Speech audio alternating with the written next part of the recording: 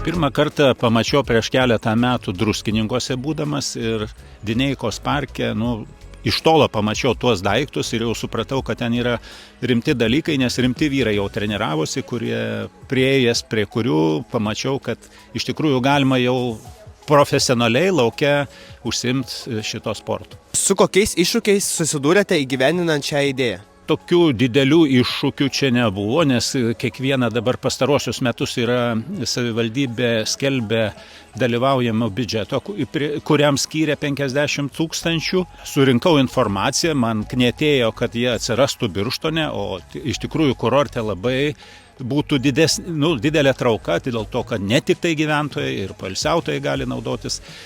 Ir parašiau tą projektą, pateikiau medžiagą visą. Ir buvo aišku skelbtas balsavimas ir daugiausiai surinkau balsų, nes nebuvo didelių čia kažkokių tai pasipriešinimų ir konkurentų. Tai, žodžiu, praėjo tas projektas ir pripažino jį, kad reikia įgyvendinti. Kaip jūsų nuomonė tokie projektai prisideda prie aktyvesnio ir sveikesnio gyvenimo Birštone? Aš manau, kad be jokios abejonės, nes ypatingai dabartiniu metu, kada tas covidas ateina, vėlgi grįžta, tai lauke sportavimas ne tik tai, kad kažkokie tai fizinės galimybės pakelt, bet ir oras taip pat duoda, grūdinimasis ir bet kada gali prieiti ir viskas yra nemokamai. Tai čia didelis privalumas. Tai aš manau, kad startuosim turbūt nuo kitų metų, jau bus pastoviai čia įrengtyje.